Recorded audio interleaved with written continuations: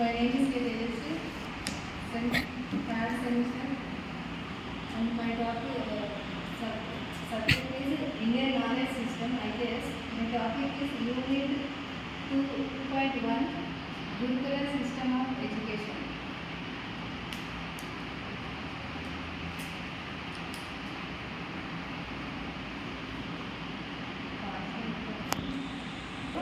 మన ఎడ్యుకేషన్ అనేది ఏ విధంగా ఉంది, ఈ గురుకులాలకు సంబంధించింది ఏ విధంగా ఉంది అనేది ఈరోజు మనం తెలుసుకుంటున్న టాపిక్. మన ఇండియన్ నాలెడ్జ్ సిస్టంలో ఇది గురుకులాల సిస్టమ్ అనేది ఏ విధంగా ఉంది అనేది మనం ఈరోజు తెలుసుకుంటాము. ఓకే, ఏషియన్ టైంలో ఎడ్యుకేషన్ అనేది కంపల్సరీ ఒక మనిషికి ఎడ్యుకేషన్ ఎందుకు ఇంపార్టెంట్ అంటే అతనిలో సెల్ఫ్ ఇంప్రూవ్మెంట్ కోసము. ఇంకొకటి మనకు ఎడ్యుకేషన్ అనేది బర్త్ టు డెత్ అనేది ఉండేది. మన ప్రాచీన కాలంలో ఏషియన్ టైంలో ఎడ్యుకేషన్ అనేది చాలా ఇంపార్టెంట్ అని చెప్పి అది మనం బ్రతుకున్నప్పటి నుంచి చాలా డెత్ వరకు కంపల్సరీ ఇది మనకు కన్సిడర్ చేసేవాళ్ళు ఎడ్యుకేషన్ అనేది.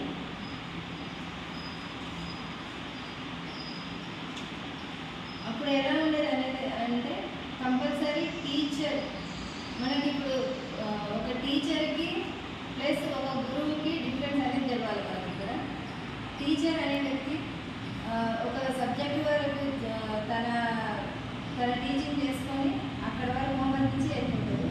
ఇక్కడ గురుకులాల్లో గురువు దానికి డెఫినేషన్ ఏంటంటే కంపల్సరీ ఆ స్టూడెంట్కి టీచర్ అనే వ్యక్తి హోలిస్టిక్గా తను మొత్తం ఆ స్టూడెంట్ మొత్తం కూడా అతనిపై ఆధారపడి ఉంటాడు గురువు పైన.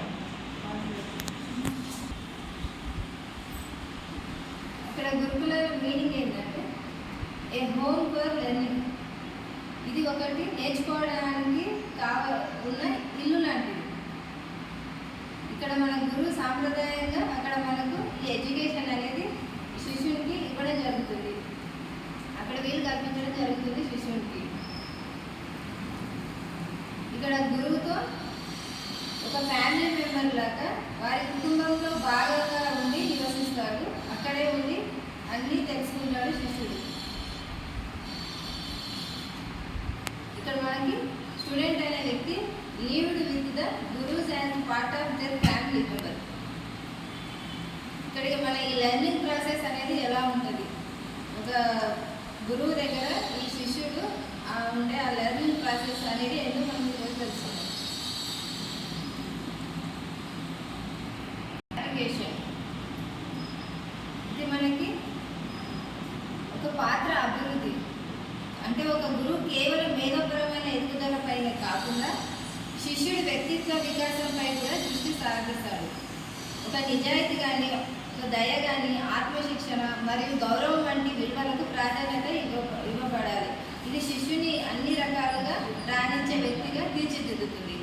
అంటే ఒక గురువు కేవలం అతనికి ఒక నాలెడ్జ్ ఇచ్చేస్తే అయిపోతుంది అనేది కాకుండా అతని యొక్క పాత్ర, అతని రోల్ ఎలా డెవలప్ అవుతుంది ఫ్యూచర్లో, అంటే ఒక ఆనెస్ట్గా కానీ, ఒక వేరే వ్యక్తుల మీద దయ కానీ, ఒక ఆత్మశిక్షణ అంటే తనంతట తాను మనసులో శిక్షణ ఎలా తీసుకుంటాడు, ఎదుర్కోవడం మీద గౌరవం, ఇవన్నీ విలువలు కూడా అక్కడ మనకి ఆ ఏషియన్ టైంలో ఈ గురుకుల సిస్టంలో ఇవన్నిటికి కూడా ఇంపార్టెంట్ ఇవ్వడం జరిగింది.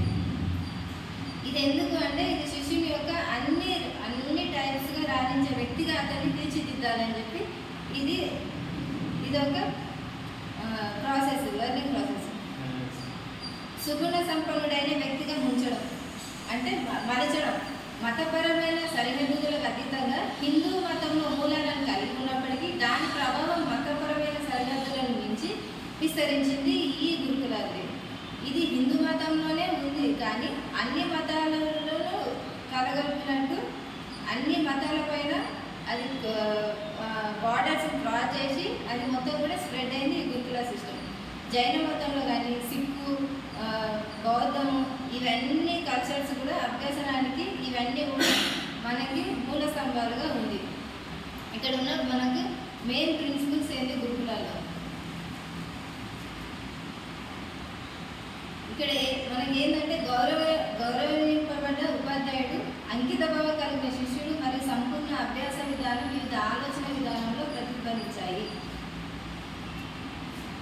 ఇక్కడ మనకి సంపూర్ణ అభ్యాసనం అనేది ఇందులో ఉంటుంది. ఇంకొకటి గురువును ఎక్కువ గౌరవప్రదంగా చూస్తాడు శిష్యుడు. ఇంకొకటి అంకిత భావంతో శిష్యుడు అక్కడ నేర్చుకోవడం జరుగుతుంది. ఇంకా వివిధ రకాల ఆలోచనలతో విధానాలతో ఇక్కడ శిష్యుడు అనేది నేర్చుకోవడం జరుగుతుంది. ఇక్కడ యాక్టివ్ లెర్నింగ్, పాజిటివ్ లెర్నింగ్తో పోలిస్తే ఇక్కడ ఉన్న లెర్నింగ్ ప్రక్రియలో శిష్యుడు చురుకుగా పాల్గొనడం వల్ల ఇంకా డెప్త్గా అతనికి అవగాహన మరియు నిలుపుదల అనేది పెరుగుతుంది. ఇంకా ఫ్యూచర్లో తను స్ట్రాంగ్గా అవ్వడం కానీ దాని మీద ఏదైనా యాక్టివిటీ ఇస్తే అందులో యాక్టివ్గా పాల్గొనడం, ఏదైనా బుక్ ఇచ్చి చదవడం కన్నా తనకి యాక్టివిటీ ఇస్తే దాంట్లో ఇంకా చురుకుదనం అనేది అతనిలో ఉన్న నాలెడ్జ్ ఇంకా బయటకు వస్తుంది యాక్టివ్ లెర్నింగ్ చేయించడం వల్ల. ఇక్కడ మనకి గురుకులలో వల్ల బెనిఫిట్స్ ఏంటంటే ఇతను స్టూడెంట్ అనే వ్యక్తి, మన శిష్యుడు అనే వ్యక్తిని హోలిస్టిక్ డెవలప్మెంట్గా చేయడం జరుగుతుంది. ఇక్కడ నైతిక మరియు నైతిక విలువలను నొక్కి చెప్పడం జరుగుతుంది. గురువుతో సన్నిహిత పరస్పర చర్య ద్వారా వ్యక్తిగత అవసరాలకు అనుగుణంగా అభ్యాసం రూపొందించబడుతుంది. అంటే సపోజ్ ఏదైనా మనము గురువుతో చర్చ జరపడం వల్ల కూడా అతనిలో ఉన్న ఇంకేమన్నా కన్ఫ్యూజన్స్, ఇంకేదైనా క్వశ్చన్స్ ఏరియాలో ఏమైనా డౌట్స్ ఉన్నా కూడా గురువుతో పరస్పర డిస్కస్ చేయడం వల్ల ఇది మంచి బెనిఫిట్గా ఉంది అని చెప్తున్నాను. ఇంకొకటి ఇది మన గురుకులాల టైంలో ఎక్కువగా ప్రకృతిలో మనము చెప్పుకుంటాం కాబట్టి బంధాలు ఏర్పరచుకొని స్థిరంగా మనము జీవిస్తూ ఇక్కడ మన పర్యావరణ అవగాహన కూడా పెంపొందించుకుంటాము. ఎక్కువ కూడా ప్రకృతిలో ఉండడం వల్ల ఆ నేచర్ని కూడా మనము ఎక్కువ ఆస్వాదించి దాని యొక్క ప్రకృతిని ఎలా గౌరవించాలి ఏంది అనేది కూడా మనము స్టూడెంట్ తెలుసుకుంటాడు. ఇక్కడ ఇప్పుడున్న మోడర్న్ ఎడ్యుకేషన్తో పోలీస్ ఎలా ఉంది, అప్పుడు ఉన్న గురుకులాలు ఇప్పుడున్న విద్యా వ్యవస్థకు డిఫరెంట్ ఏంటంటే అక్కడ మనకు స్టూడెంట్ గురువుతో సన్నిహితంగా విద్యార్థి వాళ్ళిద్దరి మధ్యలో పరస్పర సంబంధమైన అన్నిటి గురించి మాట్లాడేది ఉంటుంది. ఇప్పుడున్న ఈ మోడర్న్ ఎడ్యుకేషన్ ఎలా ఉందంటే ఎక్కువగా పాఠ్య ప్రణాళిక మీదనే నొక్కి చెబుతున్నారు. ఎగ్జామ్స్ పైనే స్టూడెంట్ యొక్క దృష్టిని ఎక్కువగా ఎగ్జామ్ ఉంటేనే మార్క్స్ వస్తేనే అతను బెస్ట్ అనేటట్టు చూడడం ఇప్పుడున్న మోడర్న్ ఎడ్యుకేషన్కి ఇప్పుడు ఇలా చెప్తున్నారు. మరి కన్క్లూజన్ ఇక్కడ మనకి గురుకుల సిస్టమ్ అనేది సర్వతోముఖంగా అంటే హోలిస్టిక్గా మొత్తం కూడా విద్యాభ్యాసం అనేది జరుగుతుంది. మరియు మోటివేషన్గా విద్యార్థులను మరియు ఈ విద్యార్థులకు ఉపాధ్యాయుల మధ్య సన్నిహిత సంబంధాలను ఏర్పరచడం ద్వారా వారు హోలిస్టిక్గా డెవలప్మెంట్ అవుతారు ఫ్యూచర్లో. ప్రాచీన విద్యతో పోలిస్తే ఇక్కడ మనకు వాల్యూస్, డిసిప్లిన్ అన్నీ కూడా మనము నేర్చుకుంటున్నాము గురుకులాల సిస్టంలో. కాబట్టి ఆ సిస్టమ్ని ఇప్పుడు ఇక్కడ తీసుకొని వచ్చి కొంతమైన ఇప్పుడు మనం వీటిని విలువలను, డిసిప్లిన్ పాటించుకుంటూ వెళ్తే